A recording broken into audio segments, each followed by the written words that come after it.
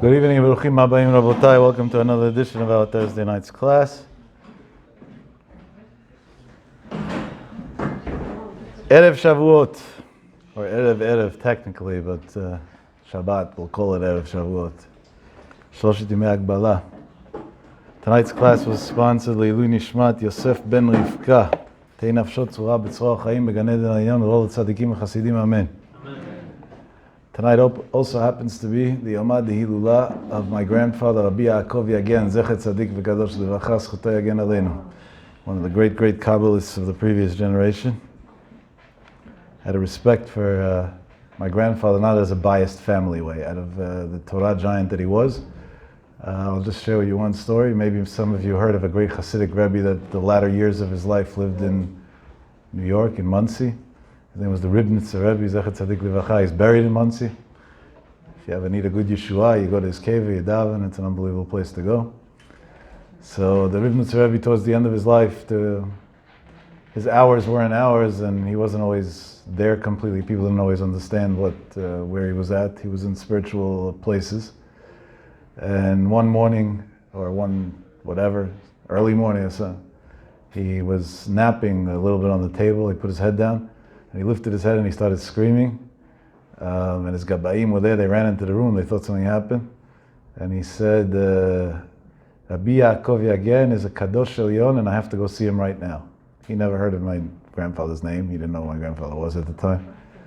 And he made his Gabbaim buy him plane tickets, which was a whole thing for him to travel. He was old and not well and whatever, to go to Israel, to go to Jerusalem. And he flew that day. He didn't wait for the next day. To Israel, to my grandfather. And as soon as he went to Israel, he prayed Shacharit, then he landed in the morning, went to my grandfather's house.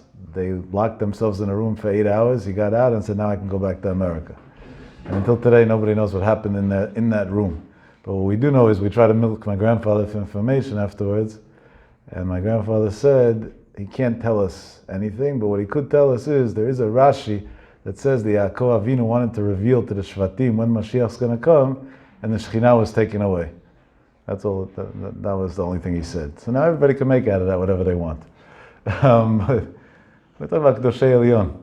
Just so you understand what it means to be consistent, right? Consistency is the weak spot of most people today, myself included. When he was 13 years old, he took upon himself that he's never going to miss praying nets, shacharit with the nets. We pray nets 1 or 2 times a year, and we feel like we're already malachim. Then he lived in Syria. He later on was drafted by force into the Syrian army and had to serve in the Syrian army for many years. And throughout his entire time, through wars and everything, he never missed nets once. And fast forward many years, he lived till 107. In the last 3 weeks of his life, he was in the hospital. Last week, he was in an induced coma. And an amazing thing happened. Every single morning, exactly by the time of the nets, his lips would start moving. And if you would put your ears to listen, he was saying the prayer Shacharit exactly by the time of the nets, even though he was in an induced coma. We have it on video and everything. And it's a pele. You see that Hashem watches over tzaddikim when they took upon themselves something that they're going to stick to, that they should be able to stick to it down to their last minute of their life. Besides for his Ahavat Torah that knew no boundaries, and the Nisim Gluim that he used to do, and things that we used to see every day, it was mind-boggling, literally mind-boggling. And once I asked him, where did it come from? Where are these powers from? He said, I don't believe in this, that. I'm a skeptic. I'm your grandson, I'm named after you. Where did it come from? So he told me it came from 2 places. My love for Jews and the amount that I suffered together with them. On a day that an Israeli soldier was wounded or God forbid killed, we should never have these things again, he would fast, he wouldn't eat.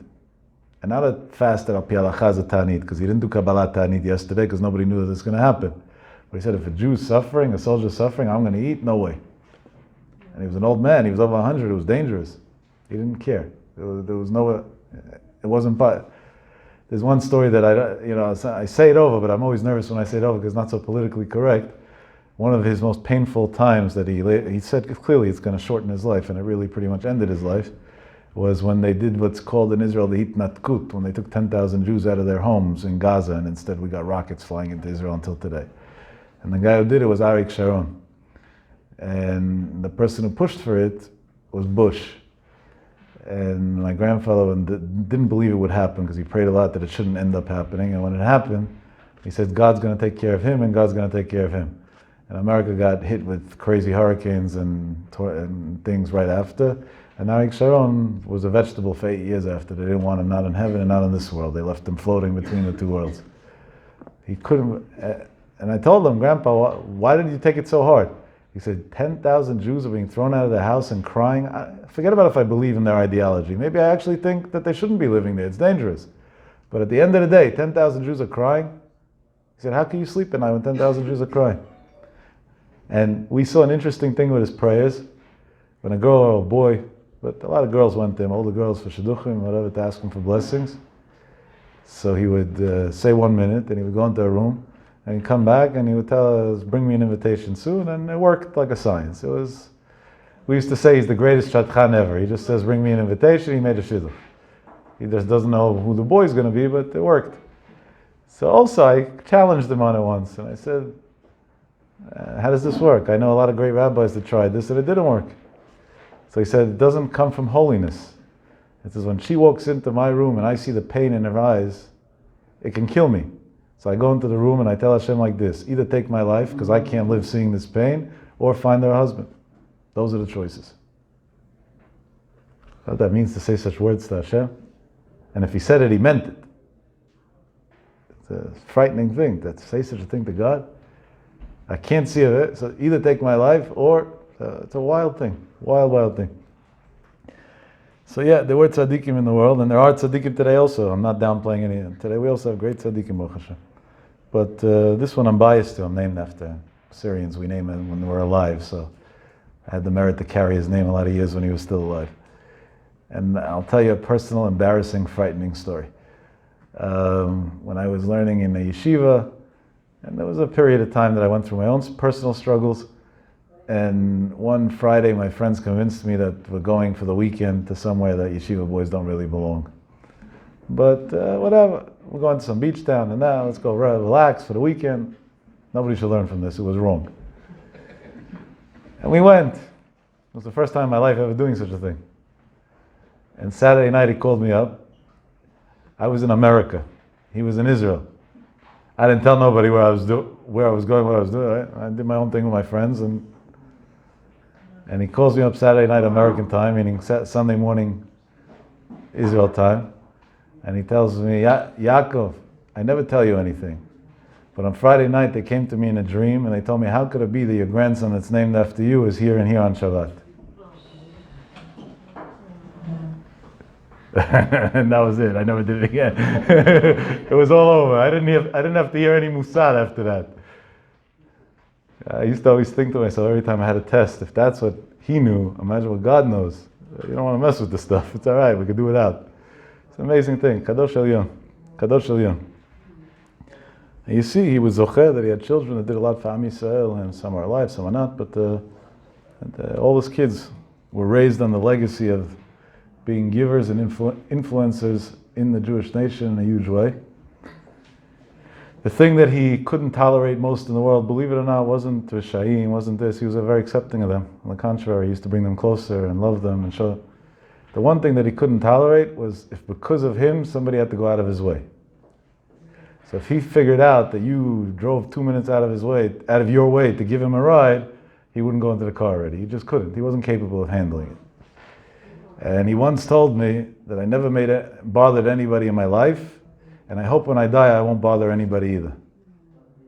And Hashem made that he passed away Erev Shavuot in the afternoon, so like this, the Levaya was short and quick and there wasn't a big funeral, and there's no Shiva, because Yom Tov stops the Shiva, so he didn't bother his kids to sit Shiva for him. It's a mind-boggling thing. Here's a Adam Gadol that the whole world's running after, that people would pay to just be able to drive him somewhere. And he was 106 years old going on a bus. Because how could I bother somebody? No way. Out of the question. Unbelievable thing. Another thing that stood out, which I think is important for us to learn from, many things stand out. We could talk for hours, but I'm saying the things that I think that are applicable to the young generation in 2019, the millennial world. Humility. Today everything's about who am I and let me show off who I'm not. You take a selfie, then you Photoshop it and post it on Instagram. These tzaddikim were the opposite extreme. I'm not comparing even the stupidity with that. But the concept, everything they covered up for. Here's a man who never missed nets in his whole life. I'll tell you an amazing story that I don't remember because I was a very young kid, but I'll say names and everything. There's a gentleman in Monsey.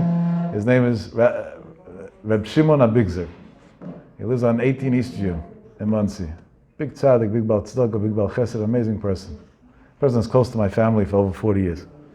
And when my grandfather came to America, I think it was when I was maybe not three I was in Israel. I don't know, maybe 4. One of the births of the kids that he came into America for. So this gentleman, my parents didn't have a car yet back then. And this gentleman, he was more well off and he had a nice car. So my father had told this gentleman in advance, my father's coming to America and he's a big tzaddik and whatever. He said, sure, I know him. He said, so maybe you could volunteer a few times throughout the week to drive him to shul back and forth. He's an elderly person, he shouldn't have to walk. So he said, sure, it's my greatest honor in the world.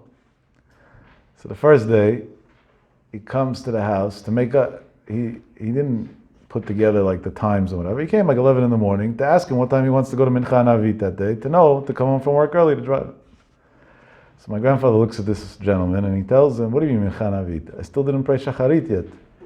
You have a car? Please do me a favor, take me to pray Shacharit. He'd have a nets at 4:30 in the morning already. He took him in the car. My grandfather took his talit and tefillin, took him to the Visionist Shtibel in Monsey. He went in there, he put on his talit tefillin, read Tehillim for an hour, came out and told him, thank you for that. I would have never prayed Shacharit with a minyan without you today and that. It's amazing. Gave him blessings from here to the sky. And he drove him back home. That afternoon, when he came to pick him up from Mincha, which was, the whole thing was out of character, my grandfather should agree, but I guess he understood there was no physical way he could do it otherwise. So this gentleman, Rabbi Shimon, mentioned to my father, I had the zchut to take your father to Shacharit today. He said, what? I took him to Shacharit today. I walked with him at 4:20 in the morning.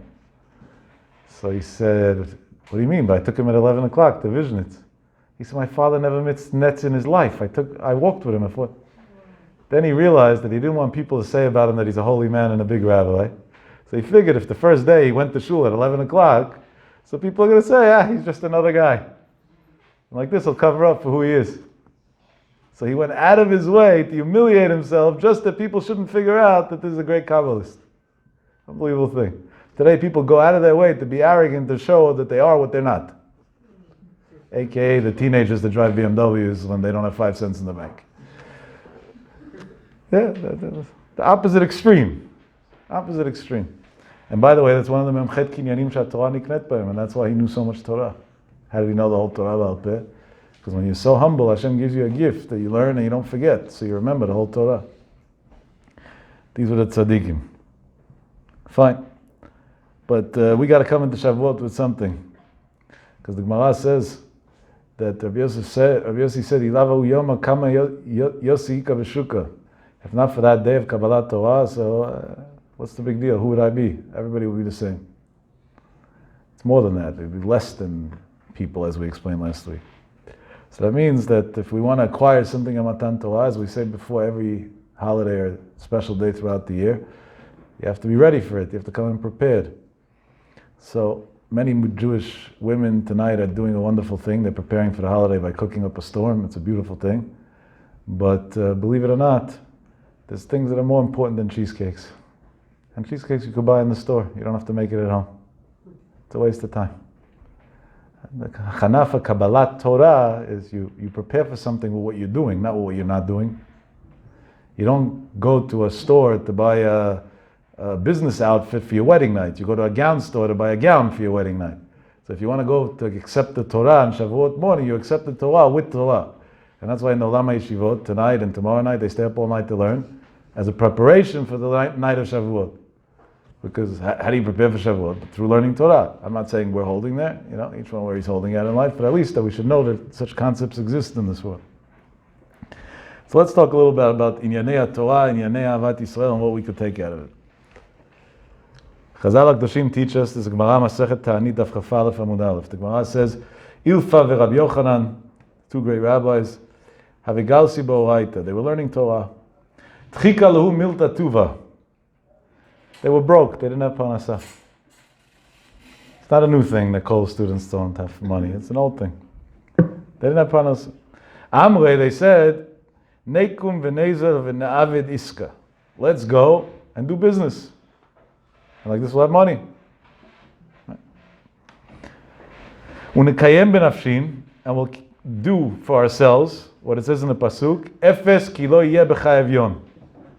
There's a mitzvah. Hashem doesn't want there should be poor people. By the way, there's a brilliant catch in a biur halacha pshat. Is brilliant. It's good. Sometimes it's good to hear deep things. It's off topic, but it's the same idea that Hashem doesn't want people to be poor.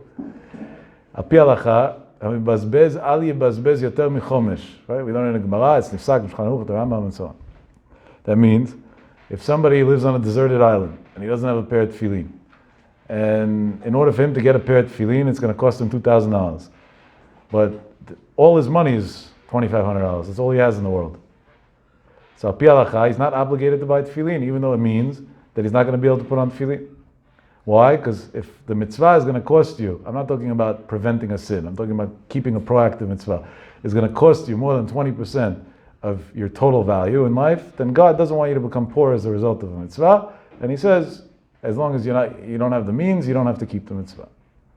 Now, of course, if you could borrow tefillin, you would have to, and whatever. So today there's no excuse in New York. But in theory, hypothetically speaking.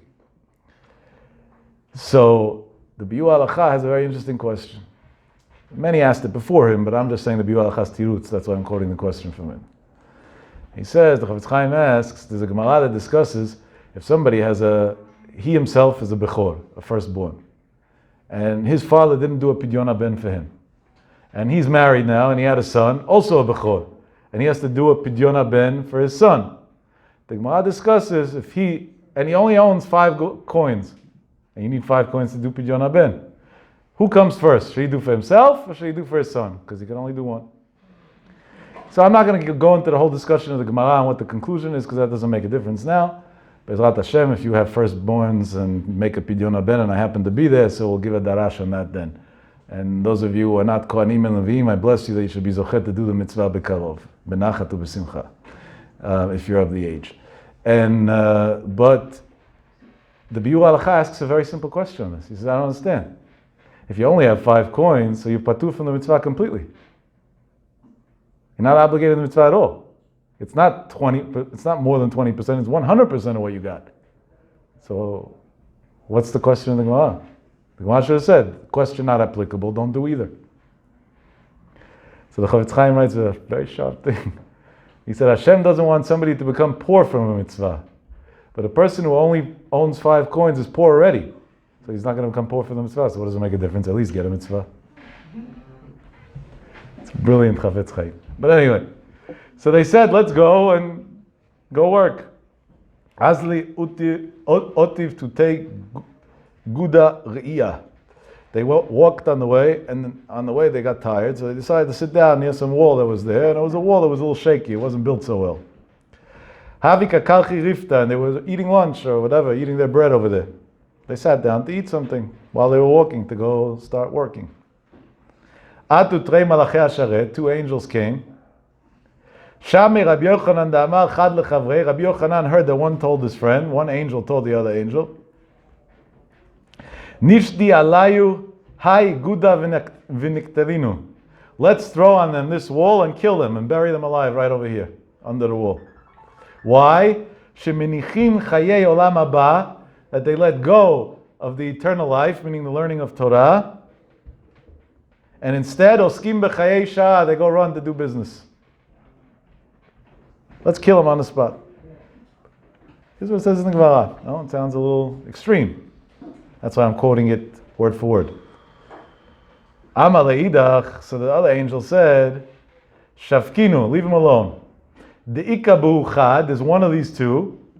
The kaima le'shata, that he has good luck in heaven or whatever. I said that in a very shallow way. There's a deeper meaning to the Gemara, but this is his moment in heaven right now, and we should protect him for that reason, because something good is going to come out of it. And therefore, let's not throw the wall down on it. If you look over there in the Rishonim, Rashi and others, they explain that there's one of them that's going to come out a big gadol, a big Torah giant, and therefore leave him alone. In the merit of his Torah, let's leave everybody alone. Rabbi Yochanan, the Gemara says, heard the conversation between the two angels. Ilfa didn't hear the conversation between the two angels. So Rabbi Yochanan turned to Ilfa and said, did you hear anything? And he said, no, I didn't hear.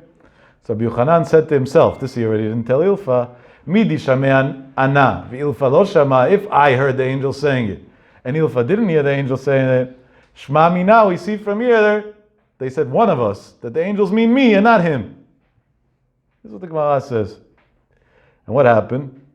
So it says in the Gemara, Amar li Rabbi Yochanan, E'adar va'oki benafshayo. Rabbi Yochanan told Ilfa, I changed my mind, I'm not going to work, you continue, go to work, and I'm going back to learn. Why?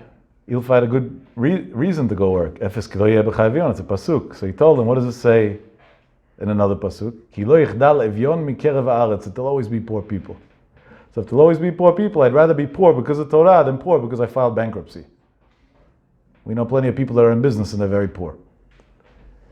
The ones that lost the least money in the financial crisis are the Lakewood Kollel students because they had nothing to lose. Right? We know people that went from millions to zero in a second. Because Hashem said there'll always be poor people in the world. So I'd rather be poor through learning Torah and at least have a merit of learning Torah than be poor for other reasons. So I'm going back and staying poor. You don't want to be poor, so you go keep the other pasuk. Who's right? We're both right. Elu velu divrei Elokim chayim. We need some people to do this and some people do that. What happened? Rabbi Yochanan went back to the yeshiva. The Gemara says Ilfa lo adar. Ilfa didn't go back. Adata Ilfa malech Rabbi Yochanan. When Ilfa came back to the town, Rabbi Yochanan already became the Rosh Shiva, the head of the yeshiva. And the minhag used to be, back in the day, and halavai one day we learned from this and redo this, that those who were the Torah leaders and the Torah teachers and everything, the community on their own understood. They didn't take salaries. But on their own, the community understood that if they're the Talmidei Chamim, they deserve to have more than everybody, not less than everybody. So Rosh Shiva used to be rich because everybody used to give him. And he sees that not only is he the Rosh Shiva, he's also the Rosh Shiva, and he also has, Torah v'gdulav makom echad. It worked out in both ways. No. So Amrulo, so the people of the place told Ilfa, I atev mar v'garis lo have malech mar. If you would have stayed and learned, we would have made you the Rosh Shiva before Rabbi Yochanan, because we considered you greater than him. It's like a stab in his stomach. He lost out on both. That's what the Gemara says. If you think about it, this Gemara has a strong message, but it's also a little weird. Like, not weird, chas v'shalom, weird to us to understand. First of all, what's this discrimination? Why did Rabbi Yochanan hear an angel and Ilfa not hear the angel? That's a very tough question, by the way. There's thousands of pages written on this subject alone. Literally thousands of pages throughout the Jewish archives written on just that question alone. Also, Ilfa did nothing wrong. He did the right thing. You have to make panosa. It's a shtadlus. It's the right thing. So the Gemara makes it sound like he did something was wrong there. Why? What's the Gemara trying to? And what are we supposed to learn out of this for today's day and age? What's going on?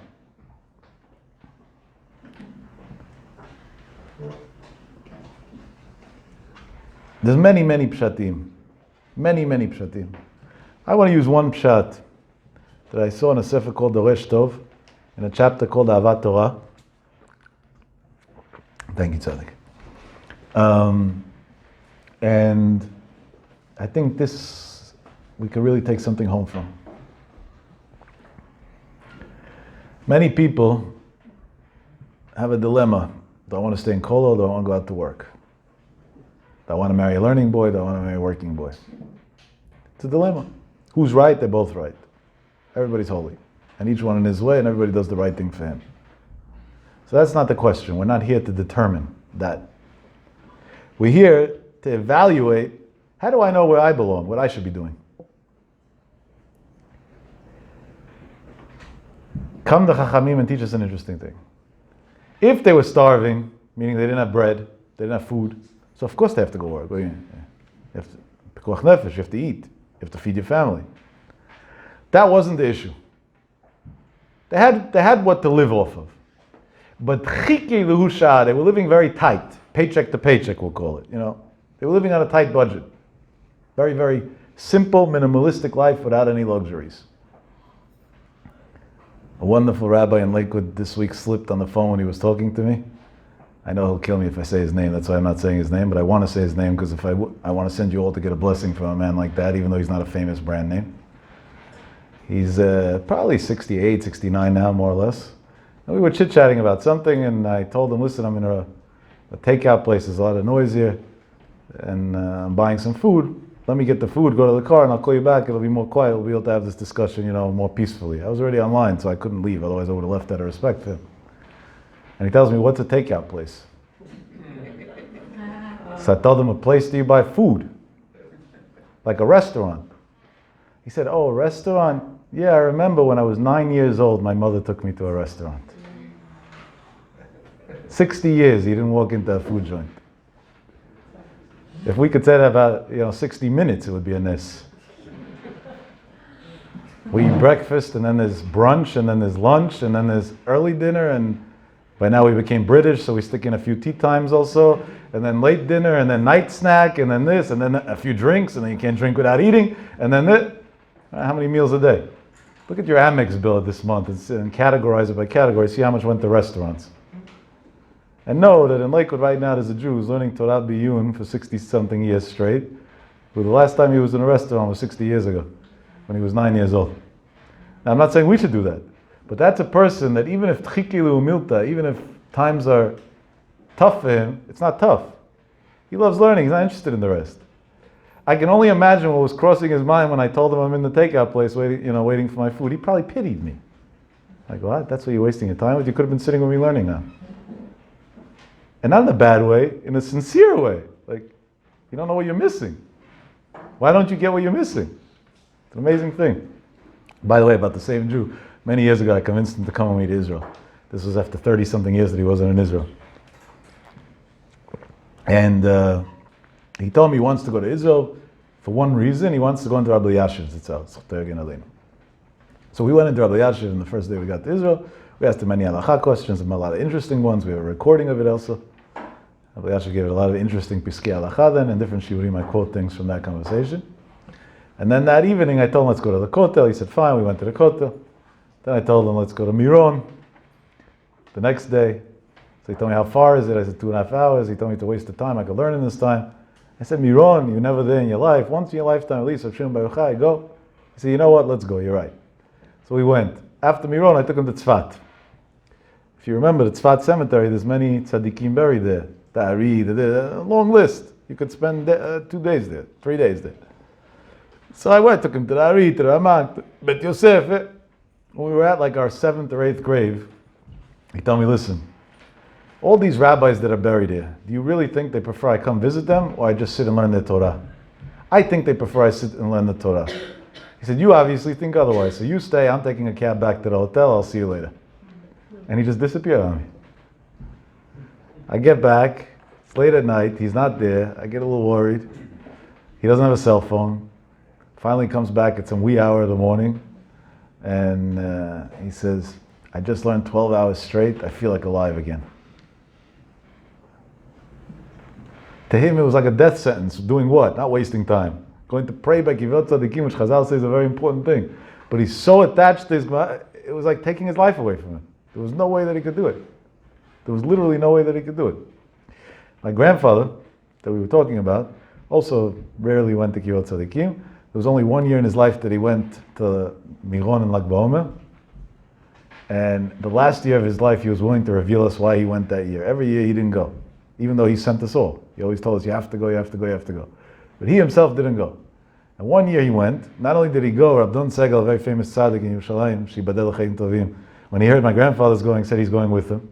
Even though Rabdon definitely doesn't go to places like that because he can't see women, can't see this, can't see that. So he was breaking all his rules to go there.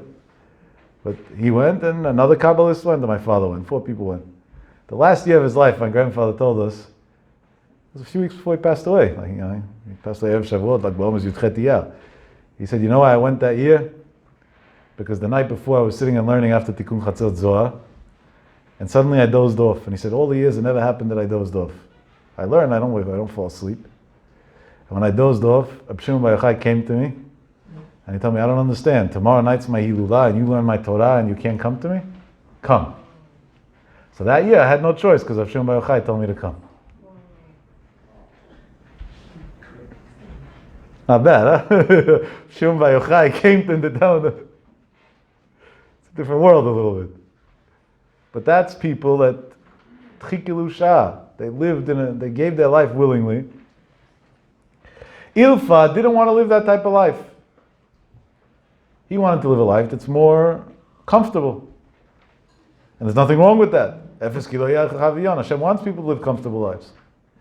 So they had a halachic argument. Is the right approach to sacrifice part of our learning for the sake of bringing more comfort to ourselves and our families? Or is the right approach to sacrifice our comforts for the sake of learning? And it was a be'etzem halacha discussion.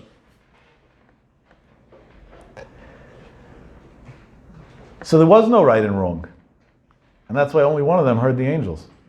Because the angels didn't come to encourage them both to do the right thing. They were both right. Hashem agreed with both of them. The angels just said, by the way, if you're willing to sacrifice living a comfortable life for the sake of learning, something big will come out of you.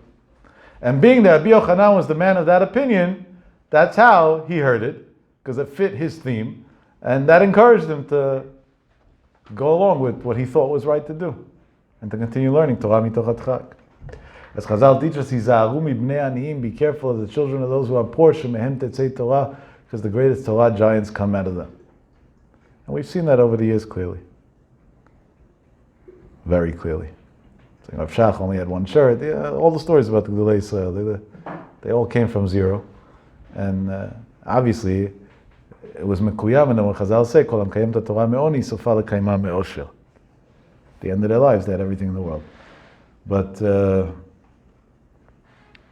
that's one of the pshatim that's brought down over here. I think the biggest preparation for Shavuot is thought. Because when you do something and you think about it, it's worth something. When you don't think about it, nothing stays. And the thought is that maybe it's time to do cheshbon nefesh. What am I willing to sacrifice for the sake of knowing another page of Gemara? And go down the checklist of your routine in life. My outing with my friend, my gym, my this, my that, my sitcom that I watch, my phone, my WhatsApp. What am I willing to sacrifice? And in exchange for that time that I would have wasted, I'm going to merit to know one more page of Gemara. If at least one thing you have on your checklist that you're willing to sacrifice for the sake of learning, then when you come into Matan Torah, you have some connection at least. If not, you still have 2 days to do tshuva, and hopefully by Matan Torah, you'll figure out something that you're willing to sacrifice. When somebody wants to marry a Talmid Chacham, my first question to them is, and you're willing not to get new clothes for the next 5 years? No. So you're not willing to marry a Talmid Chacham. Because al pi halacha, he's obligated to provide you respectfully. And unless you give up on that obligation, he can't learn, because he has to be busy taking care of your needs. Rightfully so. That's what you sign on in the Ketubah. So don't fool yourself at least. Living in a lie is the worst thing you could do. At least be honest. That's not for you. There's nothing wrong with that. Elef lamatev, elef lamatev. Some people have to do this, some people have to do that. And each one is great in his way. Doesn't make a person less or more. But at least you got to be honest with yourself. It's funny how we pray Va'er Eineinu b'Toratecha in the Shacharit in the morning, and 3 minutes later we go running out of the shul like pew, like a rocket ship because I'm late to work. Wait a minute, you just said Va'er Eineinu b'Toratecha. Stay 1 minute in shul, learn one halacha. I get an email, daily halacha. Okay, so Gmail became a Talmid Chacham, but you didn't. Sit, open a sefer the old-fashioned way, learn halacha, close it, then go to work. 1 minute. And even that not. Out. And that's if you made it to shul. If you didn't make it to shul, forget about it. The whole thing is not even a discussion. So that means one... And you know what's funny? And you're going to see this in all the Sephardic shuls in Queens, because that's in our DNA. On Sunday morning, they're going to sell the Aliyah of Aseret HaDibrot. Right? What was given on Har Sinai, the first 2 dibrot from HaKadosh Baruch Hu himself. And people are going to bid thousands and thousands of dollars. And you go to the same guy a minute after he got the Aliyah and tell him, could you commit to staying 5 minutes extra in shul every morning to learn? And he's going to tell you no. I'll tell you, what's your psychiatric issue? You're willing to spend 20 grand to get the Aliyah of Aseret HaDibrot, but you're not willing to learn 2 minutes? What's wrong with you? How could you live in such a contradiction? If it's worth something, so do it. And if it's not worth something, so why waste your money? Go buy some new watch with that money. What's the answer? He's not buying the Aliyah of Aseret HaDibrot. He's buying something to calm his guilt down until next Shavuot. I got Aseret HaDibrot, I'm good. And that's why in the Olam HaYeshivot, they don't sell Aseret HaDibrot. They give it to the biggest Talmid Chacham in the room. Because we are not in the business of calming people's guilt down. It's that simple. Adarabah, Jewish guilt is a big thing, it's a great thing. The day we lose that, we lost the Jewish nation forever. The only thing that's keeping some of our youth intact a little bit today is that there's still a little element of Jewish guilt. The day we lose that, we lost the battle for good. But then there's the second thing, and that's the pretense to accepting Torah. The reason why they merited Matan Torah was as a result of pure unity. Right? That every child learned in school. Interestingly enough, when we got the second Matan Torah, I don't mean the second Luchot, Hadar v'kimua b'mei Achashverosh, right? When they accepted the Torah out of love in the days of Achashverosh, by Purim. What happened then? Haman went to Achashverosh and said, Yeshno am echad mefuzar u'mefurad. There's a nation that don't get along with each other. Achashverosh makes a decree, let's kill everybody through Haman. And then Esther sends Hatach or Eliyahu Navi to Mordechai to ask him al-mazeh v'al-mazeh, what did the Jews do wrong to deserve this? Mordechai sends her back a message, what they did wrong was that they don't get along with each other, and when they don't get along with each other, Hashem has an issue with them. Esther tells him right away, if that's the case, Haman said, Yeshno am echad mefuzar u'mefurad, they're scattered. Let's fix it. Leich kenos kol hayudim, go gather all the Jews. And in a situation of crisis, it's very easy to gather Jews, unfortunately. It's sad that we have to get to that, but this always bothered me. I think I said this in a shir a few years ago, but I want to say it again because if we take it to heart for once and for all, we'll really become better people instantly. People say this over as a joke. I also thought it was a joke when I heard it as a child. But years later, after studying a lot, I actually found the source to it, that it's not a joke, it's a true story that happened. This story happened in a town called Krakow many years ago. Krakow was a town of Talmidei Chachamim Geonei Olam. And there was a man there who had 4 daughters that was single, and he had to marry them off. And to marry off girls is not a cheap ordeal, especially if you want to marry, if they want to marry Talmidei Chachamim. You would have to support them. And he was broke. He didn't have money. He didn't know what to do. One day he calls his 4 best friends, and he sits them down at night, and he puts on a serious face, and he tells them, listen guys, I have not the most pleasant news for you. I wasn't feeling well lately. I went to the doctor. The kids said they diagnosed me. It's a matter of days. I'm not going to be in this world anymore. His friends start crying. What do you mean? What are you talking about? He said, crying now is not going to help. There's nothing to do. It's a lost case. But I have one big worry. What's going to be with my daughters? Can you do me a favor? You're my 4 best friends. Each one of you should promise that whenever one of my daughters gets engaged, it's your responsibility to figure out the finances to marry her off. And right away they jumped. Each one said, sure, I'd take the first, second, 1 second, done deal.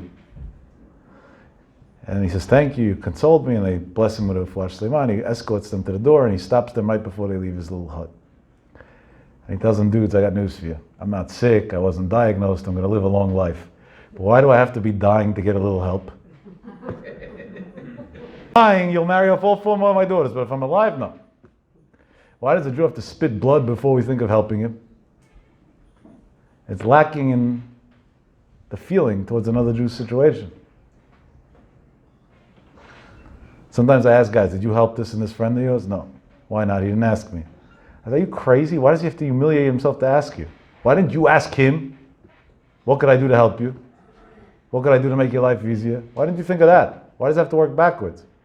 That's lacking in ki ish echad. Ish echad, one person. If somebody punches you in the right side of your face, your left side feels it too. If you're an ish echad, you feel every Jew's pain without him telling you what's going on. You're 1 step ahead of the game. You're 1 step ahead of the game. I'll tell you a weird story that happened to me this week, that honestly, if you don't believe it, I'm on your side, because if I wasn't there, I wouldn't believe it either. I mean it seriously, literally. It's before Shavuot. And as we, I started off with before Pesach helping families in Purim, then I went to Rosh Hashanah, now I added on Sukkot. Baruch Hashem, every Shabbat, whatever we could do to help Jews, we just help and help and help and help, even at crazy risk and crazy undertakings and many sleepless nights because of the undertakings. You could ask the bank managers what type of pressure they put on me every morning, they'll tell you. Because I do without thinking. First, we take from the bank, and then we say, let's hope that we'll cover it one day. Yeah, it's an unbelievable thing. But it works, Baruch Hashem, we're able to help thousands of Jews. Now, I'm not a person who, sometimes I'll send out WhatsApps, but more than that, I'm a shy person in this area. I don't like asking anybody for anything. So I force myself sometimes to do it because it's a mitzvah.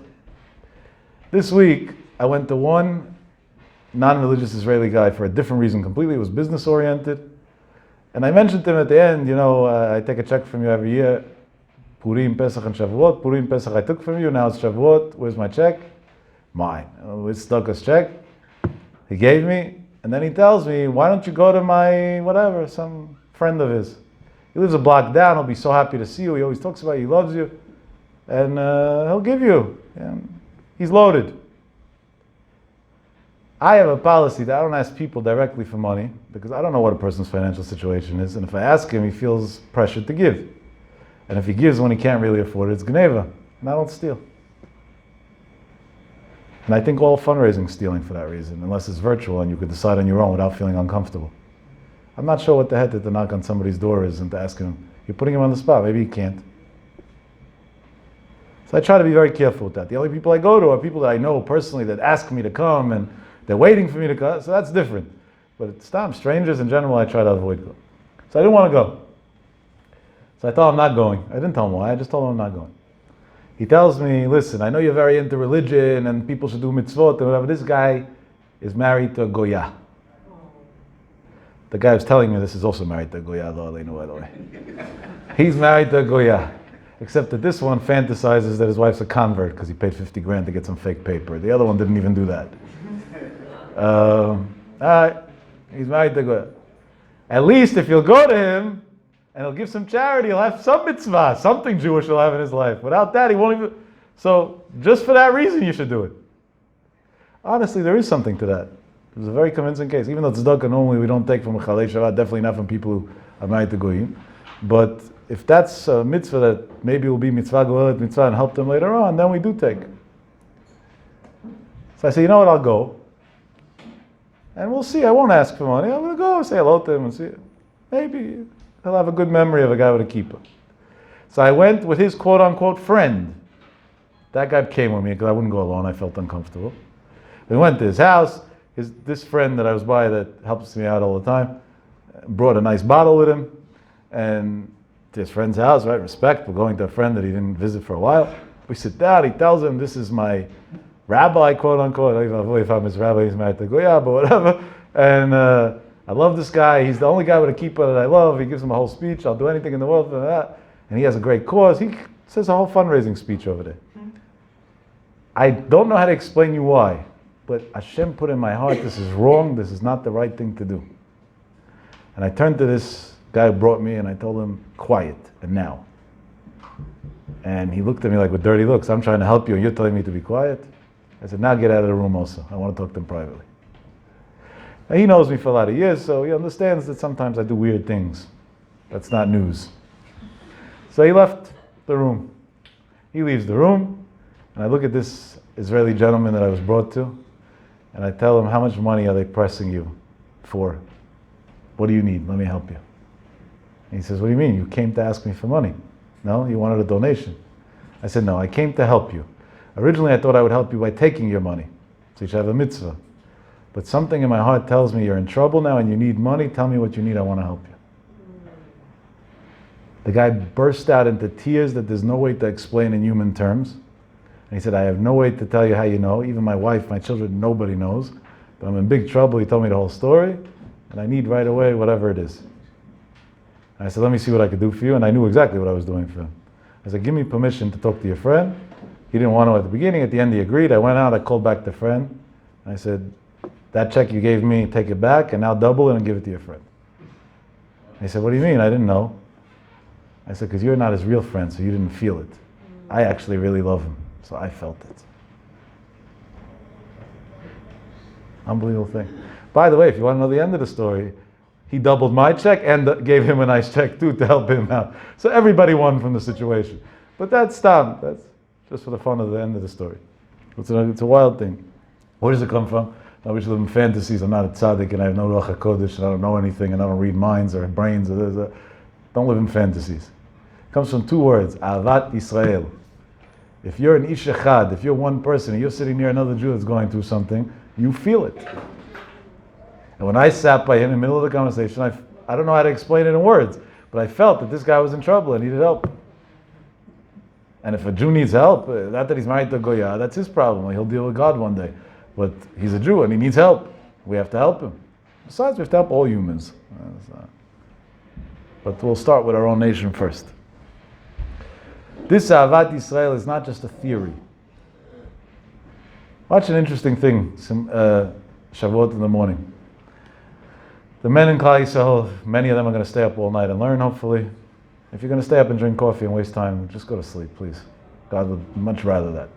But if you're going to learn straight the whole night, then it might be worthwhile to stay up. Bezrat Hashem will be here in Queens. There'll be a shiur the whole night. I'm taking up a challenge that I like doing, but in general in this shul I don't get a chance to do. I'm going to give a shiur for part of the time, and the rest I'm just doing a Q&A, otherwise known as ask any question on any subject in the world you want. During the week I can't do that because it's recorded, so if I don't know something I'll come out stupid. On the holiday it's not recorded, so I could take the risk. You know, everything is about timing in life, they say. But anyway, hopefully it'll be interesting. And today, B'li Ayin Hara, a lot of Neshot Yisrael Ksherot also started staying up at night. There is no source to it, but if they stay up and they read Tehillim, for sure it's a holy thing. To read Tehillim after Chatzot at night is a very holy thing. Now, I'm not encouraging it, because I don't know if it's the right thing. For a married woman, it's the wrong thing, that's for sure.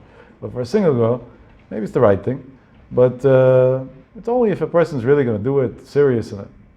And then comes the prayers, nets.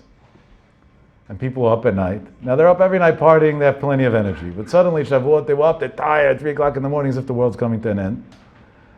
And 4 o'clock, 4:30, whatever it is, they start praying. And everybody's 3/4 asleep. When does everybody jump out of their seats and they're all wide awake? They do Ptichat Eichal, it's Yom Tov. It's a time that we say prayers is a big Shat Ratzon. And then a guy comes and takes out the Sefer Torah and walks with it. And everybody jumps out of the seats to go kiss the Sefer Torah. So before Kol Nidrei this year, if you remember, I quoted from my father, Hashem should give him a long life, that the Sefer Torah talks, just we don't always understand what it's saying. And when you go to kiss the Sefer Torah tells you something each time. He says, don't kiss me, listen to me. I don't need your kisses. I need you to actually listen to what I have to say. If you don't want to listen to me, what are you kissing me for? Who are you fooling? What are you doing? That's a very deep point. That's my father's feeling from many, many years ago, and it's so true. And there are many days in shul, I'm hesitant when I want to go kiss the Sefer Torah. I think, am I really keeping what it says? Maybe today I should stay away. Because who am I fooling? And to live in a lie, that's the worst thing. And everybody has to make a cheshbon on it's not a joke. It's a serious thing. I think that's why there's that minhag kasher, besides for the Kabbalistic reasons of I Kol Nidrei, people go and kiss the Sefer Torah. Fine. There was a great rabbi, his name was the Maggid Mimezrich. He was the Baal Shem Tov's Talmud, right? Everybody knows that. Once the Mezrich of Maggid went to his Rebbe, the Baal Shem Tov HaKadosh. On a regular day, he wanted to go see his Rebbe. When he went in, it was a Monday. So they did Ptichat Eichal and they brought out the Sefer Torah. The Maggid Mimezrich had a huge Ahavat Torah. Baal Shem Tov's Talmud, a tzaddik, full of emotion, goes running to the Sefer Torah and hugs it and kisses it. He's holding on to the Sefer Torah with such love, unbelievable. The Baal Shem Tov standing on the side and watching. After the prayers, the Baal Shem Tov called him over and said he wants to give him a blessing. He was so happy, his Rebbe wants to give him a blessing. Without him even asking, what could be better? Listen to the blessing that the Baal Shem Tov gave his greatest student. And this is the greatest Shavuot flowers that I could buy you. That there is a big inyan. The Baal Shem Tov HaKadosh, tells his student, the Mezrich of Maggid, I bless you that with the same love that you kissed the Sefer Torah, you should go run to every Jew and hug and kiss them your whole life. That was the Baal Shem Tov's blessing and legacy that he gave over to his number one student in the world. That's ki ish echad b'leiv echad. The same exact love that you had for that Sefer Torah, that's how you should have to have the same love for each and every Jew. The message of Maggid later on when he said over the story, because nobody heard what the Baal Shem Tov told him, it was a private conversation. He said, the Baal Shem Tov didn't just bless me. He gave me over his neshama, he gave me over his soul, what he lived. Why? He said that he prays every day that one day he should get to the level that he should love the greatest tzaddik in Am Yisrael at least a fraction of the amount that the Baal Shem Tov loves even the greatest Rasha in Am Yisrael. The Baal Shem Tov turned the world around just from his love for Jews. Nobody could. Everybody melted near his love. There was no way to fight his love. How can you fight somebody who loves you? Baal Shem Tov loved Klal Yisrael so much that changed the whole world. It turned the world around. And until today, it turns the world around. AKA, look at Uman Rosh Hashanah. They're Jews from all colors. Many that don't keep a thing. But 3 days a year, 2 days a year, whatever they spend there, 4 days some people spend, they feel connected.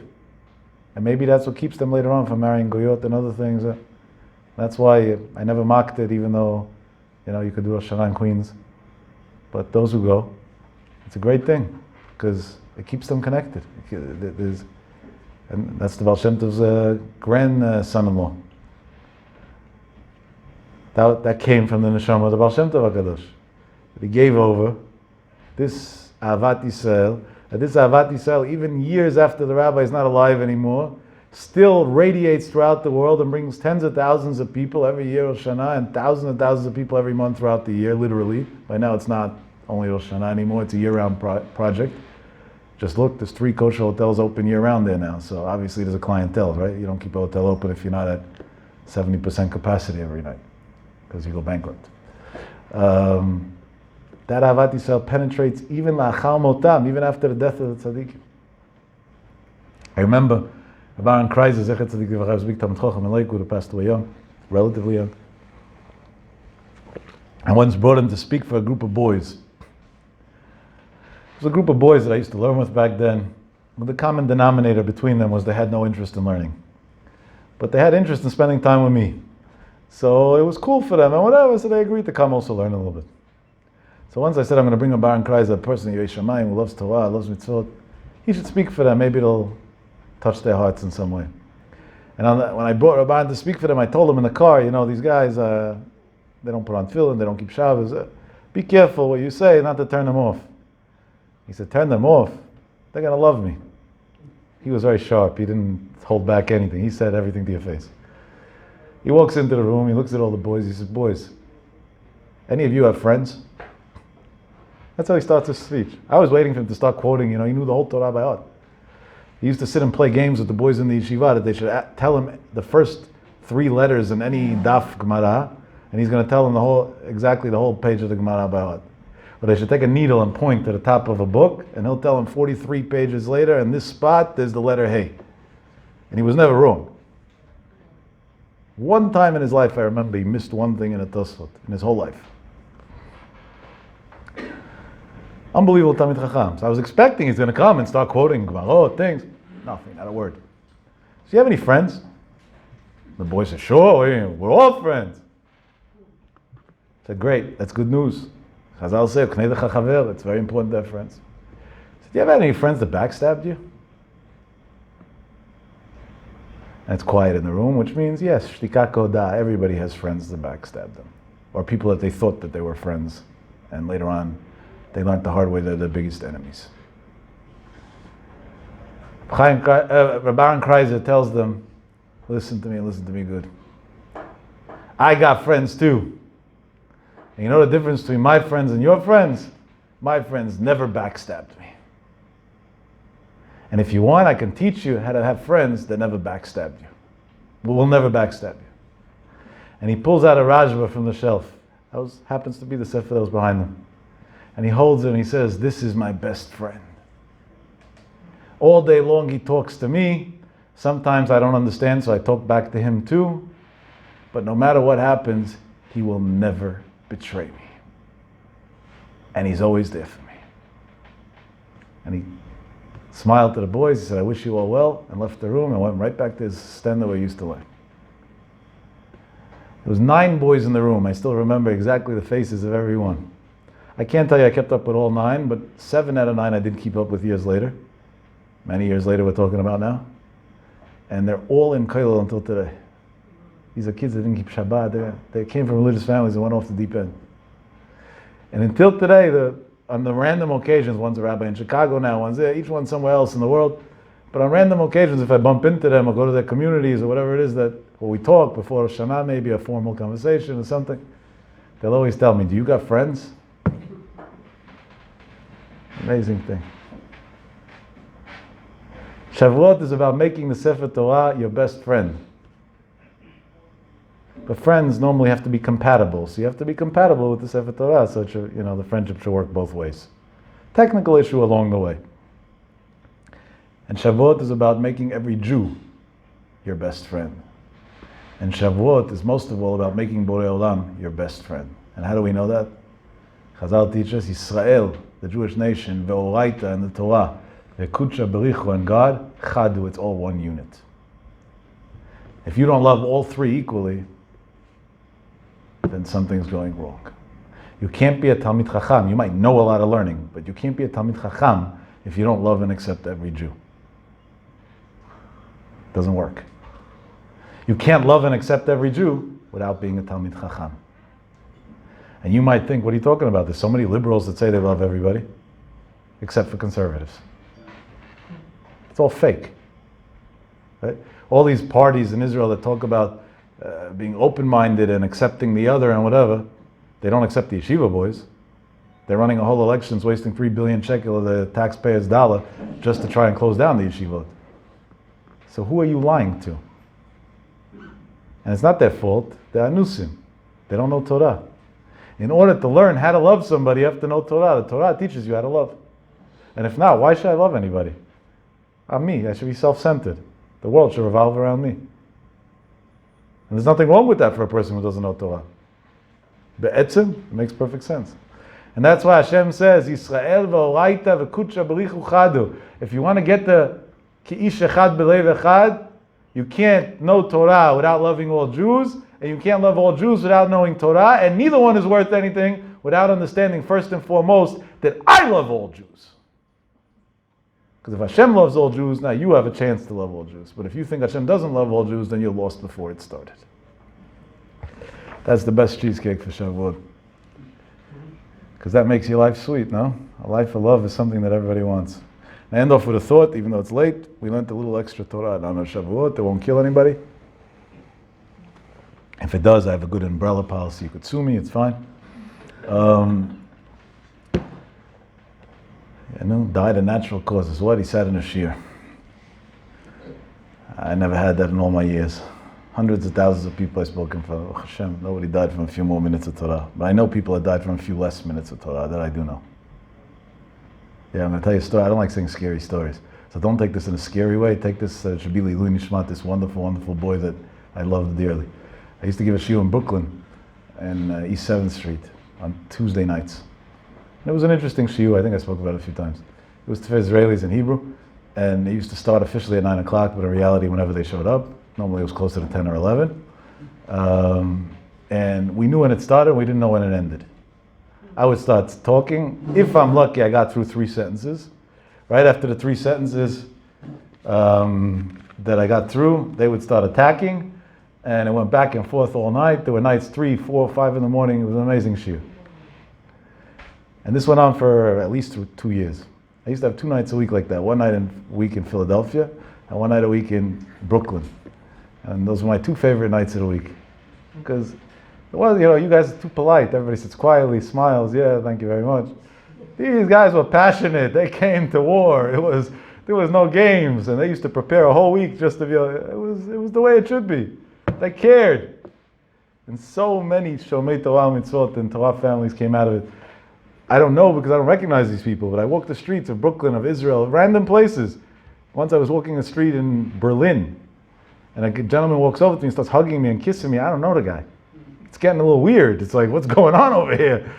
I was looking to see if he had a knife. He was dark-skinned a little bit, and then I said maybe, and I don't mean to be racial in any way, just there's a Muslim issue there that don't like Jews, and I was wearing a kippah and whatever, so I was getting a little nervous. He starts talking to me in Hebrew, so I calmed down right away. And he tells me, "You remember me?" I said, "No, I don't, honestly, but who are you? Now that you hug me so much, at least I should know." He says, "What do you mean, 13 years ago I used to fight with you until 4 or 5 in the morning in Philly. You don't remember?" I said, "No, I don't remember." He said, "Let me show you a picture for me then." He showed me a picture. Of course I couldn't recognize him. Then he had a long ponytail over here. Well, it was more than a ponytail, long hair over here. And he was clean shaven over here. Now he has a long thing over here, and he's shaven over here. So I didn't recognize him. He looks like a different person. He transferred it from here to here. He made a little move. It happens. Sometimes people go through crises. He went through one too. I said, "What are you doing over here in Berlin?" He says, "I'm learning in a kollel." I said, "What kollel?" He said, "Well, yeah, we opened a kollel in Berlin." He's learning a kollel. I said, "How did you get that kollel?" He said, "What do you think? I fought with you for nothing?" He said, "I was fighting with you to justify all my stupidity. And the day I lost a fight that I couldn't justify my stupidity anymore, I conceded and I changed my life." These guys were passionate. So one night by the shiur, this I say, this boy, he was a tzaddik. He was a boy that used to come, but he used to come very late because he was a waiter in the restaurant he worked in, only closed at midnight, so he would come normally like 12:30. But he was very passionate. He liked fighting with me a lot. Israeli boy. That night he was there by the shiur, and an hour and like about 1, he came 12:30 as usual. That was normal by him, and we were always there 12:30. And about 1:30, the shiur was already over. It was an early night. And when the shiur was over, I told him, "Listen, you only came 12:30. Everybody else came 9:30. Maybe you want to stay and learn with me for an extra few minutes." I figured I never spoke to him privately. Maybe if I learn with him private, it will help him. And he told me, "No, I only come for the class. It's over. I'm out of here. Goodbye." And he left. He left. I waited 2 minutes for my driver to come, so I should go downstairs to the car. When I came downstairs, I already saw ambulances. This guy came to cross the street to go to his car. Car hit him, and he went to Gan Eden. I remember there were days and nights that I couldn't sleep because I said maybe I should have forced him to sit with me an extra few more minutes. Maybe. Only when one of the Gdolei Israel then told me, Abba Yashiv Zitzel told me, "It's not your responsibility, it's not that." Adarabba, he died mitoch kedusha, he walked out of a shul, he's going straight to Gan Eden. That was the only, then finally I was able to calm myself down. I almost never say this story because I don't want people to take it as a scary thing. I don't mean it as a scary thing at all. I mean it as the Torah protects a Jew. I mean it on the positive side. And I say it over once in a while just that it should be Lilu Nishmato. This happened a few days after Shavuot, 15 years ago I think it was.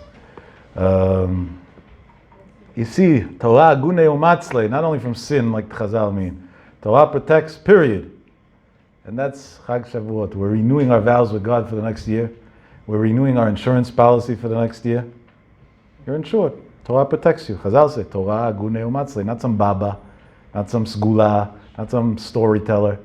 The Gemara says the Torah is going to protect you. And everybody needs protection in every way.